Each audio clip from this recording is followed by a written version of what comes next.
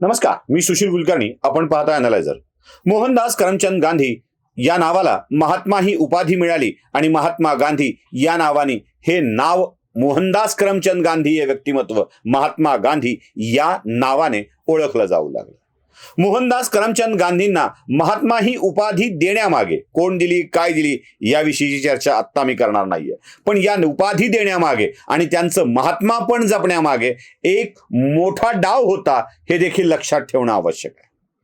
महात्मा गांधींच्या विचाराचं उदात्तीकरण करायचं, इतकं इतकं इतकं करायचं की महात्मा गांधी ऋषितुल्य होऊन जातील आणि या ऋषींनी उच्चारलेलं प्रत्येक वाक्य नियम बनून समोर येईल आणि त्याच आधारावर देश चालवणाऱ्यांची नावं महात्मा गांधींच्या मुखातून येतील आणि मग त्यांचाच परिवार राज्य करत राहील याची ही सूत्रबद्ध व्यवस्था होती. म्हणूनच महात्मा गांधी हे ज्या परिवाराला मोठं करत होते त्याच परिवाराच्याकडून महात्मा या नावाला देखील मोठं केलं गेलं आणि त्यासोबत अन्य कोणताही महापुरुष या भारतामध्ये मोठा होऊ नये, त्याला मान्यता मिळू नये यासाठी त्याच्या बदनामीची सूत्रबद्ध व्यवस्था करण्यात आली. हे सगळं महात्मा गांधी यांच्या प्रेमापोटी नव्हे तर महात्मा गांधी हे नाव वापरून पुढे गांधी परिवाराला हयात आयुष्यभर राज्य करता यावं यासाठीची व्यवस्था होती. म्हणूनच आजही जेव्हा जेव्हा महात्मा गांधींच्या सोबत नथुराम गोडसे या नावाचा उल्लेख होतो तेव्हा नथुराम गोडसेची एक खलनायकी प्रतिमा आणि त्यासोबत नथुराम गोडसे यांना चांगलं म्हणणाऱ्या लोकांची एक वाईट प्रतिमा लोकांच्या समोर उभी केली जाते आणि महात्मा गांधींचा अहिंसा हा मार्ग सोडून या सगळ्या नथुरामांची भूमिका मांडणाऱ्या लोकांचा विरोध केला जातो. तो कसा केला जातो, तो काय केलं जातं हे तुम्हाला मी दाखवतोय. हा व्हिडिओ बघा आणि मग आपण या विषयावर बोलू. हम भी कहते हैं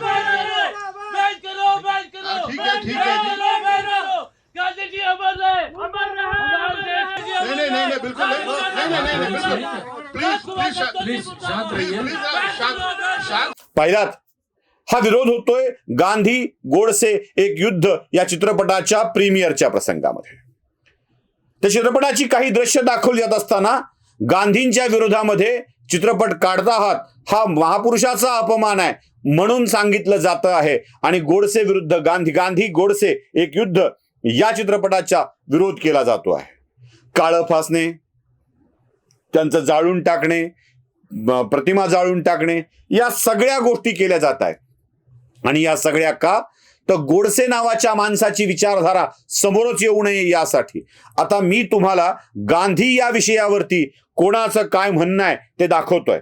डॉक्टर बाबासाहेब आंबेडकरांचं हे म्हणणं आहे, ते लिहिलेलं आहे आणि त्याच्या पुराव्याचे संदर्भ देखील तुम्हाला मी आता दाखवतोय. नीट ऐका. गांधी महात्मा आहेत काय या प्रश्नाचा मला वीट येत आहे. याची कारणे दोन आहेत. एक, मी सर्वच महात्म्यांचा द्वेष्टा आहे आणि एक जात सर्व महात्म्यांना निकालात काढावे असे माझे मत आहे. त्यांचे अस्तित्व हे कोणत्याही राष्ट्राला शाप आहे कारण ते बुद्धी आणि बुद्धिवाद याच्या जागी अंधश्रद्धेची प्रतिष्ठापना करू पाहतात. दुसरे म्हणजे महात्मा या शब्दाचा नक्की अर्थ लोक काय करतात हे मला माहीत नाही आणि म्हणून या प्रश्नाचे उत्तर देणे अशक्य आहे. सामान्य माणूस काही एक चांगले न करता असामान्य म्हणजे विचित्र तऱ्हेने वागू लागला तर तेवढ्याच कारणामुळे तो संत बनतो, महात्मा बनतो, दृष्टा बनतो. सुटाबुटाचा किंवा कोट धोत्राचा साधा पोशाख करा, तुमच्याकडे लोक ढुंकूनही बघणार नाहीत. पण तेच दिगंबर बना, जटा वाढवा, गटारातले पाणी प्या, लोक तुमच्या पायावर लोळून घेऊ लागतील. मग हिंदुस्थानात गांधी महात्मा बनले यात काय नवल. दुसऱ्या कोणत्याही देशात अशा महात्म्यांना दुस्सह दिवाना म्हणून लोकांनी त्यांची रेवडी उडवली असती. संदर्भ चित्रा दिवाळी अंक ऑक्टोबर 1938. बाबासाहेबांचा लेख महात्मा गांधी आहेत का, डॉक्टर बाबासाहेब आंबेडकर यांचे लेखन व भाषणे, खंड 20. डॉक्टर बाबासाहेब आंबेडकर यांची पत्रकारिता 1929 ते 1956.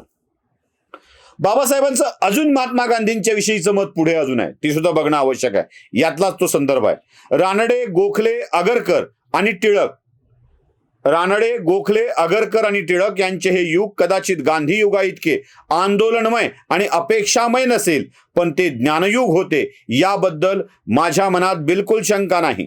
गांधी युग हे भारतवर्षाचे तमोयुग आहे.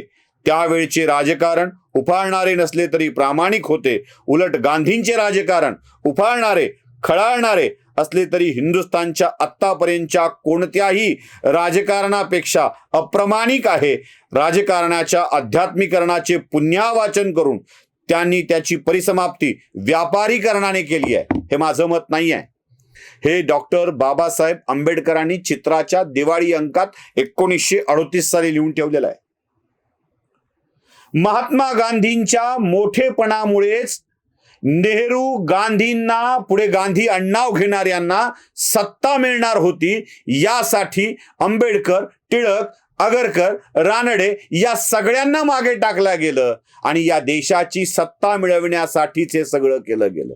आणि कदाचित हीच भूमिका नथुराम गोडसे घेत असावा, म्हणूनच नथुराम गोडसेच्या या चित्रपटातली ही भूमिका आपल्याला बघणं आवश्यक ठरतं.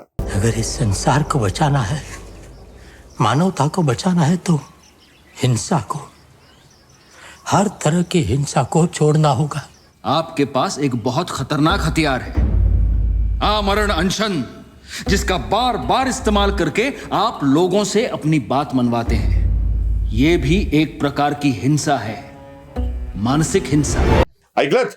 आता हे सगळं ऐकल्यावरती पुन्हा एकदा या चित्रपटाला विरोध करणारी मंडळी कशा स्वरूपात येत आहेत ते बघा.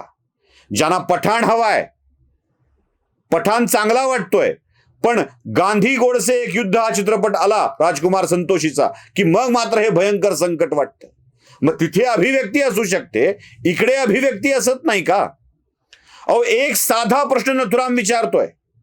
ज्या हिमतीनं महात्मा गांधी मंदिरात कुराण पठण करतात, त्याच हिमतीनं महात्मा गांधींना मशिदीत जाऊन गीता पाठ करायची हिंमत का नव्हती झाली, किंवा तशी इच्छा का नाही झाली? या प्रश्नाचं उत्तर द्यावं.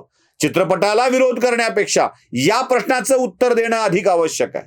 म्हणूनच गांधी गोडसे एक युद्ध या चित्रपटाला अगदी फेअरली बघितलं पाहिजे. मी तर सजेस्ट करतोय, मी आल्याबरोबर बघायला जाणार आहे. तुम्ही जाणार आहेत की नाही ते तुम्ही देखील ठरवा. या स्वरूपाच्या धमक्या देऊन काम होणार नाही. चित्रपटाला चित्रपटासारखंच घ्या असं तुम्ही पठाणच्या बाबतीत म्हणता, तसं या बाबतीतही बनावं लागेल आणि याचा विरोध बंद करून लोकांना तो बघू द्यावा लागेल. एवढंच मला या प्रसंगी वाटतं. नमस्कार.